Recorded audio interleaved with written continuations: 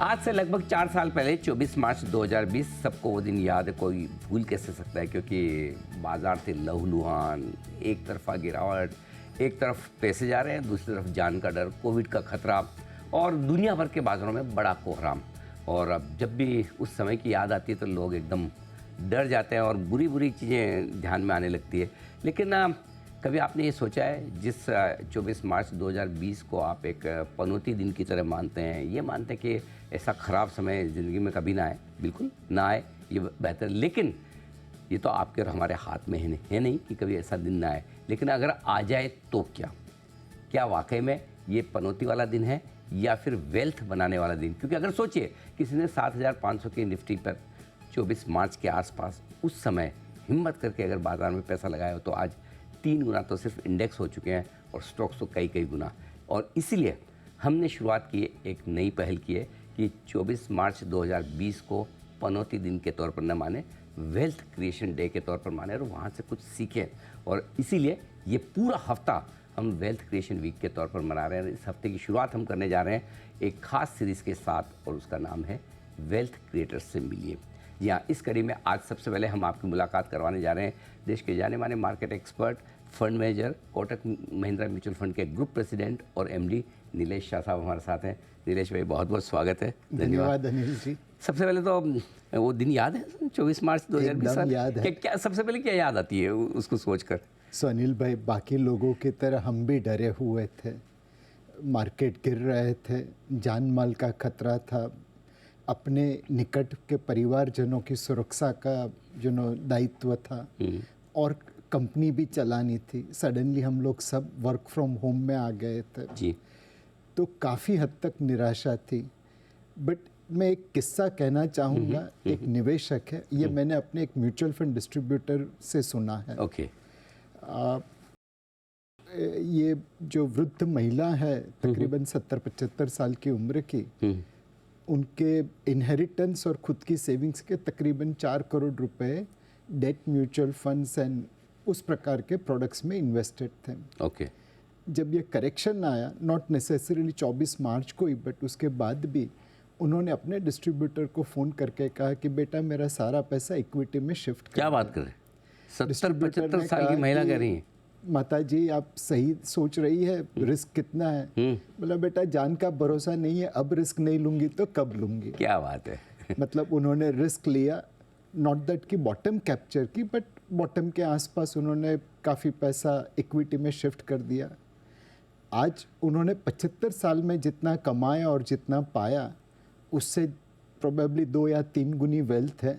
और जितने रिलेटिव उनके 75 साल की उम्र में जमा किए थे उससे ज़्यादा रिलेटिव आज बनाया है।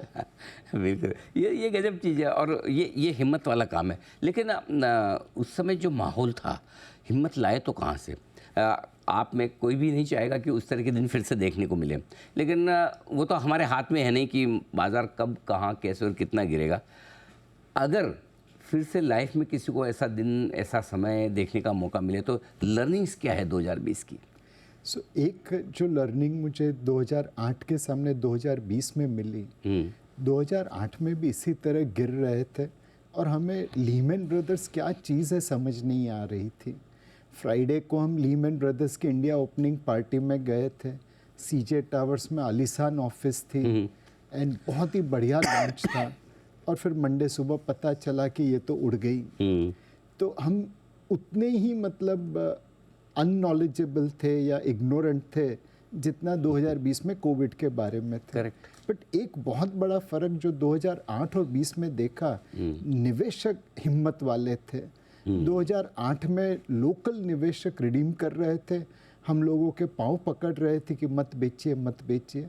2020 में हम उतने ही इग्नोरेंट थे, बट लोगों को ढाढ़स दे रहे थे और लोगों ने हमारी हौसला अफजाई की कि डरिए मत, हम पैसा भेज रहे हैं और ख़रीदते रहिए मार्केट में। तो ये जो mutual fund distributor, stock brokers, advisers, ये लोग ने मिलके जो इंडिया ग्रोथ स्टोरी की कन्विक्शन निवेशक में पैदा कर दी, वो बहुत ही काबिल तारीफ़ है। अगर उस समय उन निवेशकों ने, उन म्यूचुअल फंड डिस्ट्रीब्यूटर्स ने हमारी मदद नहीं की होती तो शायद हम ये दिन नहीं देख पाते। बिल्कुल ये बात सही है कि एक कलेक्टिव एफर्ट था सबकी तरफ से कि ताकि लोगों को हिम्मत मिल पाए। वेल्थ क्रिएशन के लिए एक इन्वेस्टर के लिए क्या सबसे बड़ी क्वालिटी होना ज़रूरी है? कि मतलब मैं दो तरीके से आप बाज़ार को अप्रोच कर सकते हैं। एक तो भाई मुझे रोज़ कमाई करनी है, ठीक है ना, तो एक मेरे लिए जॉब है या फिर कोई आर्बिट्राज या कोई ट्रेडिंग, वो मेरे रोज़ कमाई वाला सिस्टम है। एक मेरा सोर्स ऑफ इनकम कुछ और है, लेकिन मैं इस बाज़ार में निवेश करके वेल्थ बनाना चाहता हूँ, बड़ा पैसा बनाना चाहता हूँ। क्या सबसे ज़्यादा ज़रूरी चीज़ें हैं एक वेल्थ क्रिएट करने के लिए? अनिल भाई, अगर आप देखें बाज़ार के सबसे दिग्गज ट्रेडर जिनके ऊपर माँ लक्ष्मी की असीम मेहरबानी है, उनका भी ज़्यादा पैसा तो निवेश करके बना है, ट्रेडिंग करके नहीं बना। करेक्ट। दुनिया में भी अगर देखें तो वॉरेन बफे जो जाने माने निवेशक है, उनकी वेल्थ एक जॉर्ज सोरोस जैसे जाने माने ट्रेडर से बहुत ही ज़्यादा है। तो चाहे देश हो चाहे दुनिया हो, निवेश करके पैसा बनता है, ट्रेडिंग करके पैसा बनाना बहुत मुश्किल है। कमाई अपनी जगह, वेल्थ क्रिएशन अपनी जगह। तो वेल्थ क्रिएशन तो आपका लॉन्ग टर्म इन्वेस्टिंग से ही होगा। अब पता सबको है, करना मुश्किल है। फॉर्मूला क्या है, कैसे किया जाए? वॉरेन बफे को किसी ने पूछा था कि भाई आपके बारे में तो इतना लिखा गया है, तो ऐसी कोई तरकीब है जो आप करते हो और लोगों को पता नहीं है? अच्छा। नहीं तो फिर आपके जैसे दूसरे वॉरेन बफे क्यों पैदा नहीं हुए? तो वॉरेन बफे ने ये कहा कि मैं जो करता हूँ वो सबको मालूम है, बट मेरे पास जो धीरज है वो सबके पास नहीं है, इसलिए दूसरा वॉरेन बफे पैदा नहीं हुआ। लेकिन एक चीज़ है, वॉरेन बफे तो खैर लेजेंड हैं और हम सब बड़े उनका सम्मान भी करते हैं, लेकिन हमारे हिंदुस्तान के म्यूचुअल फंड मैनेजर्स भी उन्होंने ऐसे कंपाउंडेड बेसिस पे देखे तो मेरे ख्याल से बर्कशायर हैथवे से काफ़ी बेटर रिटर्न दिए। एक उनकी गाड़ी बहुत लंबी चली है, हमारी तो बस दौड़ रही है जी। तो उनके लेवल पर पहुंचना तो मतलब बहुत दूर की बात है। बट हाँ, एक ऑर्डिनरी निवेशक को अगर म्यूचुअल फंड में SIP करे और लॉन्ग टर्म के लिए करे तो डेफिनेटली उन्होंने भी काफ़ी पैसा बनाया है। हमेशा मतलब कहा गया है कि हाफ वॉली जब मिले तो छक्का मारना चाहिए। बहुत लोग हैं हाफ वॉली पे 1 या 2 रन लेते और यॉर्कर पे छक्का मारने की कोशिश करते, फिर विकेट गंवा देते हैं। जब मार्च 2020, अक्टूबर 2008, अप्रैल 2022 ये प्रकार के मौके मिले जब मार्केट सस्ता हो गया हो, तब जम के चौके छक्के मारने चाहिए। तब you should become overweight equity. अपना क्या होता है कि हम जनवरी 2007 में लॉन्ग हो जा जनवरी 2008 में लॉन्ग हो जाते हैं, अक्टूबर 2008 में बेच देते हैं। जब खरीदना है तो लालच भाई हमें निवेश करने नहीं देता, और जब बेचना है तो लालच हमें रोक देती है। तो आपके लिए ज़रूरी है asset allocation and discipline. Asset allocation और डिसिप्लिन कि कितना पैसा आपका किस एसेट में जाना चाहिए, और फिर उसके बाद अनुशासन के साथ, धैर्य के साथ बने रहेंगे तो सबसे बढ़िया। अब आपने जो किया मैं थोड़ा उससे जानना चाहता हूँ, जिससे कि लोग थोड़े इंस्पायर हो सके जो अच्छे इन्वेस्टर बनना चाहते हैं।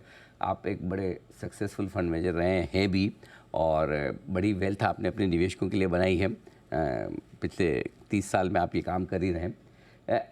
आपको क्या लगता है आपकी सक्सेस के पीछे क्या खास राज है, मंत्र है, या क्या कुछ ऐसा आपने किया जिसकी वजह से आप ये कर पाए?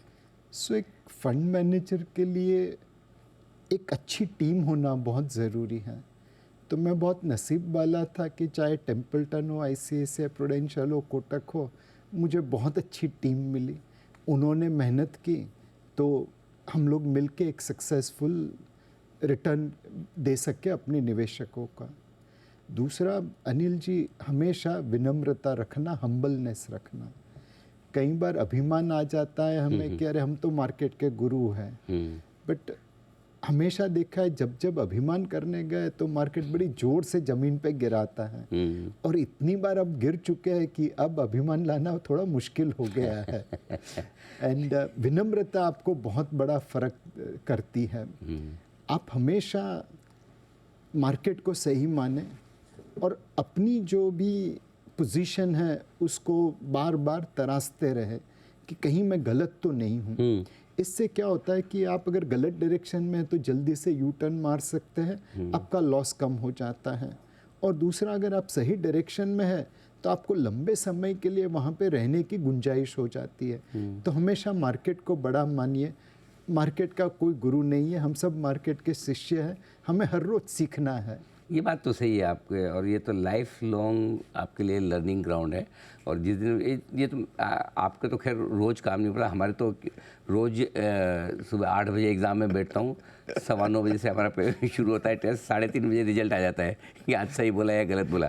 तो वो ज़रूरी है कि विनम्रता के साथ जो भी है, लेकिन ये कुछ क्वालिटीज़ हैं जो एक अलग तरह की, लेकिन जब स्टॉक सिलेक्शन को लेकर आते हैं, क्योंकि आप स्टॉक सेलेक्ट करके पोर्टफोलियो बनाते हैं, तो क्या कुछ खास बातें आपने जो भी आपके विनिंग स्टॉक्स ढूंढे होंगे पूरे करियर में, उनमें क्या चीज़ आपने ऐसी खास देखी जिससे लगा कि हाँ, जब आप पहली बार खरीद रहे हैं, वो कहते हैं कि पूत के पैर पालने में दिख जाए, हाँ यार इसमें तो बड़ी होने की गुंजाइश है। ये ऐसा कोई फॉर्मूला तो नहीं कहूँगा, लेकिन ऐसा कोई तरीका है जिससे सोच सके? एक मेंटली मैं 2x2 बॉक्स बनाता हूँ, good manager, bad manager, good business, bad business. Okay. जो business return on equity, cost of capital से ज़्यादा बनाए वो अच्छा, और जो नहीं वो बुरा। मैनेजर जो माइनॉरिटी शेयर होल्डर्स का ध्यान रखे वो अच्छा, जिसके पास कुछ विजन हो, एग्जीक्यूशन करने की क्षमता हो वो अच्छा, बाकी सब बुरे। तो जिंदगी में हमेशा कोशिश की है कि बैड बिजनेस और बैड मैनेजर से नाता नहीं पड़े, वो अवॉइड करते हैं। कोशिश यही है कि हमेशा good manager and good business में जाए, बट हर बार वो मुमकिन भी नहीं है। दुविधा तब आती है जब मैनेजर अच्छा हो बिजनेस बुरा हो, या बिजनेस अच्छा हो बट मैनेजर बुरा हो। वहाँ पे कश्मकश रहती है, वहाँ पे जितना कम एक्सपोजर हो सके उतना रखते हैं। बोलने में ये बहुत सिंपल है, बट ये 2x2 मैट्रिक्स आपके लिए बहुत कारगर काम करता है। दूसरी चीज़, आप मार्केट को हमेशा सही मानते हो तो आपकी फोकस यही रहती है कि मैंने जो पोजीशन ली है उसको मैं बार बार चेक करता रहूं, तो गलत हो गए तो यू टर्न मार लेते हैं। और तीसरी चीज़ है, हम लोग एक लंबे ट्रेंड को पकड़ने की कोशिश करते हैं। लंबा ट्रेंड मतलब जो कैपिटल एलोकेशन सही तरीके से कर सके। हमेशा देखा है कि जब आपके पास इजी मनी आ जाता है या ज़्यादा पैसा आ जाता है, तब आप उसकी कदर नहीं करते और उसे उस तरह से निवेश करते हैं कि रिटर्न ऑन इक्विटी गिर जाए। तो जो बंदा एकदम करकसरता से पैसा खर्चा करे, सही तरीके से निवेश करे, उस प्रमोटर के साथ हम रहने की कोशिश करते हैं। तो good business, good manager and good capital allocator, अगर ये तीन का कॉम्बिनेशन आ गया तो बैठ जाते हैं। हर 3 महीने पे चेक करते हैं सही गाड़ी में बैठे ऐसे मिल जाते हैं, ऐसी कंपनियां मिल जाती है, स्टॉक मिल जाते हैं? अनिल भाई, मुश्किल जरूर है, but see Bharat itself is a rising growth story, and अब प्रमोटर को भी पता चल गया है कि कॉर्पोरेट गवर्नेंस कितना ज़रूरी है। तो ग्रोथ में कोई ज़्यादा टेंशन नहीं लगती, बिकॉज भारत ही ग्रो हो रहा है तो उसके पीछे पीछे कंपनियाँ ग्रो हो रही हैं। मैनेजर में भी आजकल बहुत मतलब लोग हैं जो गवर्नेंस के प्रति जागरूक है, तो कॉम्बिनेशन तो आराम से मिल रहा है इस वक्त। आमतौर पर ना स्टॉक मार्केट में जो भी लोग निवेश करने के लिए भी आते हैं, तो उनके माइंडसेट तो एक ही होती है कि यहाँ से पैसा जल्दी जल्दी बन जाएगा, है ना। मतलब जितनी मेहनत हम अपने प्रोफेशन में, अपने जॉब में, अपने बिजनेस में करते उतनी करने की ज़रूरत नहीं, यहाँ जल्दी बनेगा तो कम मेहनत में बनेगा, राइट। और उस चक्कर में ट्रेडिंग करना चाहते हैं कि थोड़ा पैसा ट्रेडिंग से बना लूँ फिर निवेश करूँगा। ये थॉट प्रोसेस सही है क्या? क्या ऐसा करना पॉसिबल है? अनिल भाई, जेसी लिवरमोर अपने ज़माने का सबसे बड़ा ट्रेडर था। 1929 के ग्रेट डिप्रेशन में जिस दिन न्यूयॉर्क में मार्केट गिरा था और कई स्टॉक ब्रोकर और निवेशक ने आत्महत्या कर दी थी, उस दिन वो आज के ज़माने के $1 बिलियन ट्रेडिंग प्रॉफिट करके लौटा था। लोग कहते हैं वो टेक्निकल एनालिस्ट का फादर है, उन्होंने इन्वेंट किया। लोग कहते हैं वो डे ट्रेडिंग उनकी इन्वेंशन है। इतना दिग्गज ट्रेडर जब सबने पैसा खोया, उस दिन $1 बिलियन जितना पैसा बना के लौटा। उस बंदे का अंत क्या हुआ? सुसाइड कर ली, आत्महत्या कर ली, बिकॉज लायबिलिटीज असेट से ज़्यादा हो गई। तो एक ऑर्डिनरी ट्रेडर के लिए मैं यही कहूँगा कि भाई अगर आप डोनाल्ड ब्रेडमैन जितने भी अच्छे हो ना, तो आखिरी इनिंग में तो जीरो पे ही आउट होंगे। किसी की तकदीर से हम नहीं लड़ सकते। करेक्ट। बट जैसे लिवरमोर जो ट्रेडिंग का डोनाल्ड ब्रेडमैन था, अपनी आखिरी इनिंग में तो जीरो पे ही आउट हुआ। हाँ, और एक आध कोई निकल जाए तो निकल भी जाए, बहुत ही किस्मत उनकी तकदीर है। हाँ, बट इन जनरल लोगों को अगर ये लगता है कि थोड़ा ट्रेडिंग कर करके पैसा बना लूँ, मतलब पैसा कमाने का, वेल्थ बनाने का शॉर्टकट नहीं है। कोई शॉर्टकट नहीं है। आपकी डिसिप्लिन और आपका धैर्य आपको पैसा बना के देता है।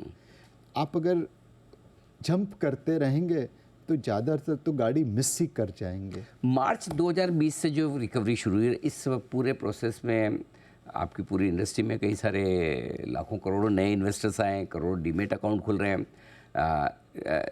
नवयुवक बाज़ार में आ रहे हैं, महिलाएं बाज़ार में आ रही हैं, मार्केट बड़ा हो रहा है। इन लोगों ने 4 साल में कोई मंदी तो देखी नहीं है, ढंग का करेक्शन भी नहीं देखा। और आजकल तो अब ये सिचुएशन है कि जिस दिन बाज़ार ना बढ़े उसी दिन लोगों को लगता है कि आज मंदी है। तो ये जो माइंड सेट है, ये कितनी खतरनाक है, वेल्थ क्रिएशन में आगे चलते हुए कितनी मुश्किल से कर सकते हैं, इससे कैसे बाहर निकलना है? सुनील भाई, एक मतलब पैसा बनाना अगर इजी होता तो हम लोग सब बिलियनर होते। सेकंड 2020 के बाद जो हमने समय देखा है वो बहुत ही बेहतरीन समय देखा। मार्केट सस्ता था और वहाँ से आज फेयर वैल्यू के थोड़ा ऊपर ट्रेड हो रहा है। अब फेयर वैल्यू से उसी रिटर्न की एक्सपेक्टेशन हम नहीं कर सकते। तीसरा मतलब आप इसे भारत की अमृतकाल का निवेश पकड़ के चलिए। 1 महीना 2 महीना 1 दिन 2 दिन क्या होगा किसको पता, उतार चढ़ाव तो आते ही रहेंगे। बट आप ये पकड़ के ये तय करके चलिए कि मैं आज भारत विश्व की 5वीं बड़ी अर्थव्यवस्था में निवेश कर रहा हूँ, जो आने वाले समय में 15, 20, 25 सालों में तीसरी बड़ी अर्थव्यवस्था हो जाएगी और दूसरे से गैप बहुत नैरो कर देंगी। उस हिसाब से अगर आप निवेश करेंगे तो अपने आप लॉन्ग टर्म निवेश करेंगे। इनफैक्ट वॉरेन बफे ने एक बहुत अच्छी चीज़ कही थी कि you should invest as if you are going to invest for as if you are going to hold it for next 10 years or something like that। तो लंबे समय के लिए पैसा लगाइए। दीवार मूवी में एक डायलॉग था कि ये लंबी रेस का घोड़ा है, बस लंबी रेस के घोड़े पे दाव लगाइए। आज का माहौल ऐसा है कि गधे और घोड़े दोनों दौड़ रहे हैं और गधे घोड़े को पीछे छोड़ रहे हैं, बट लंबी रेस के घोड़े पे ही पैसा बनता है। मैं समझ गया, आपका इशारा बिल्कुल साफ है कि अगर आप मिड और स्मॉल कैप कंपनी में पैसा लगा रहे तो क्वालिटी चेक जरूर कर ले, वो दोनों बॉक्स टिक कर ले। मैनेजमेंट अच्छा होना चाहिए और बिजनेस भी अच्छा होना चाहिए, क्योंकि घोड़ों और गधों में फ़र्क वही होता है। और करेक्शन में कहते हैं कि लड़कों में और पुरुषों में जो फ़र्क नज़र आता है वही दिखता है। लेकिन एक चीज़ है, लाइफ हाइपर है मार्केट। जब तक लोगों को समझ में आए कि वाकई में इन्वेस्ट करना चाहिए, बने रहना चाहिए, हिंदुस्तान का सबसे बढ़िया समय आ रहा है। अब लोगों को ये भी समझ में आ रहा है कि 5 साल के लिए वापस सरकार भी आ रही है, सब कुछ ठीक दिख रहा है, लेकिन अब लेट हो गए, लाइफ हाइपर है, तो अब भी वेल्थ बनेगी? 100% अनिल भाई, हमारे 30 साल के करियर में हमने कितने हाई देखे और कितने लो भी देखे। हाई पे भी निवेश करके लोगों का पैसा बना है अगर उनके पास लंबी अवधि हो। लो पे भी निवेश करके उतना पैसा नहीं बना बिकॉज लोगों के पास समय का अनुशासन नहीं था। तो yes, it is all time high market, but यहाँ से भी निवेश करके पैसा बनेगा अगर आप सही स्टॉक में निवेश करेंगे और सही समय के लिए निवेश करेंगे। तो लाइफ हाई में निवेश करने में क्या ध्यान रखना है? अगर इक्विटी में कर रहे हैं तो क्या भले लाइफ हाई हो, कई बार लोग बोलते हैं लाइफ हाई के बाद तो नई तेज़ी शुरू होती है, तो लमसम करना चाहिए या अपना SIP वाला फॉर्मूला वही सही है? आप अपने असेट एलोकेशन को फॉलो करिए। लेट्स अज्यूम कोई बंदा ऐसा है जिसने मार्च 2020 में बेचा था, अपना नोशनल लॉस रियल लॉस में कन्वर्ट कर दिया और आज वो इक्विटी की गाड़ी में बैठा हुआ है और उसकी ज़रूरत से ज़्यादा पैसा उसका इक्विटी में लगा है, वो ओवरवेट है या लिवरेज करके अब वो ट्रेडिंग कर रहा है बिकॉज उसे लगता है कि मैंने मार्च 2020 में जो गलती की उसको कवर करता हूँ। उनसे निवेदन है कि आप यहाँ पे प्रॉफिट बुक कर लीजिए, लिवरेज ख़त्म कर दीजिए, बिकॉज आपके पास वो रिस्क एपेटाइट नहीं है। कोई ऐसा बंदा है जो मार्च 2020 के समय में होल्ड करके बैठा था, कुछ नया नहीं किया, वो एक एवरेज इन्वेस्टर है, अपनी SIP STP चलाते रहिए, ओवरवेट नहीं रही है इक्विटी में इस समय। बट कोई ऐसा बंदा था जिसने मार्च 2020 में खरीदा था, दैट मीन्स वो रिस्क टेकर है, वो एक बार इस समय ओवरवेट पोजीशन भी चला सकता है, बिकॉज उसे पता है रिस्क क्या है। तो अपनी अपनी रिस्क एपेटाइट से असेट एलोकेशन कीजिए। ये मार्केट ऐसा है जहाँ पे आप इक्वल वेट होने चाहिए इक्विटी में, लिवरेज या ओवरवेट नहीं होने चाहिए। बिल्कुल अपना एसेट एलोकेशन प्रॉपर करें। आखिरी सवाल नीलेश भाई, उन दर्शकों के लिए जो हिंदुस्तान में एक सीरियस अच्छा इन्वेस्टर बनना चाहते हैं, लॉन्ग टर्म इन्वेस्टर बनना चाहते हैं, उनके लिए क्या गुरु मंत्र है, कैसे वेल्थ बनेगी, कितनी बनेगी, और क्या विजन और क्या व्यू उन्हें लेकर चलना चाहिए? सो अनिल भाई, उनको एक ही सलाह दूंगा, अपने बच्चों को देखिए, अपनी बच्चियों को देखिए। एक बहुत बड़े फंड मैनेजर थे पीटर लिंच करके, फिडेलिटी मैगेलन के, वो अपने फंड मैनेजर को ज़मीन पे लाने के लिए अलग अलग नुस्खे अपनाते थे। अच्छा। एक दिन सारे फंड मैनेजर को स्कूल के बच्चों के सामने लेके गए और कहा, ये बच्चे जो पोर्टफोलियो बनाएंगे उससे आपको आउट परफॉर्म करना है। क्या बात। फंड मैनेजर तिल मिला उठे, बट पीटर लिंच एक से दूसरा नहीं हुआ। बच्चों ने खेलते खेलते पोर्टफोलियो बना लिया। फंड मैनेजर्स प्रेशर में आके कि बच्चों से हारना नहीं है, high risk high return portfolio बना लिया। 1 साल के बाद जब नतीजे देखे, बच्चों ने फंड मैनेजर की धज्जियाँ उड़ा दी। तो एक बच्चों की सरलता से, बच्चों के निखालस रूप से आप निवेश करिए। बच्चों ने क्या खरीदा? वही कंपनी खरीदी जिसके प्रोडक्ट वो यूज़ करते थे। कैडबरी खाते थे तो कैडबरी की कंपनी ली, खिलौने खरीदते थे तो खिलौने के ली, और कपड़े पहनते थे तो कपड़े के ली। तो एक बच्चे ने जिस तरह से सरलता से, निखालसता से निवेश को अपनाया, वैसे अपनाइए।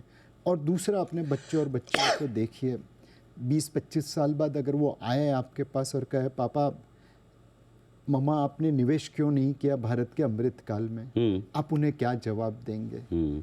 आप ये नहीं कह पाएंगे कि जी बिजनेस पे वेल्थ क्रिएशन का शो नहीं था, अनिल भाई ने और नीलेश भाई ने कहा नहीं था निवेश करिए। उनको जवाब देना मुश्किल हो जाए। तो बस अपने बच्चों को देखिए और निवेश कर दीजिए। बिल्कुल, बहुत इतने मतलब बड़ी बात इतनी आप आसानी से कह जाते हैं नीलेश भाई, और जो दिल और दिमाग में उतर भी जाती है। मैं उम्मीद करता हूँ कि वेल्थ क्रिएशन से जुड़ा हुआ ये शो हमारे काफ़ी दर्शकों को दिशा देगा और उन्हें ये कॉन्फिडेंस देगा कि हिंदुस्तान में अभी भी बड़ी वेल्थ कमाने का बड़ा मौका बाकी है। बहुत बहुत धन्यवाद आपका समय देने के लिए और हमारे दर्शकों को आपका पूरा अनुभव साझा करने के लिए। नीलेश शाह साहब, कोटक महिंद्रा म्यूचुअल फंड के ग्रुप प्रेसिडेंट और MD बताते हुए अपनी लाइफ के वेल्थ क्रिएशन के फॉर्मूले। इस शो में इतना ही, बने रहिए हमारे साथ। नमस्कार।